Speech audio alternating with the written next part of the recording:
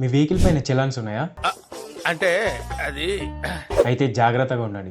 ఏంటి బ్రో అంత మాట అన్నావు?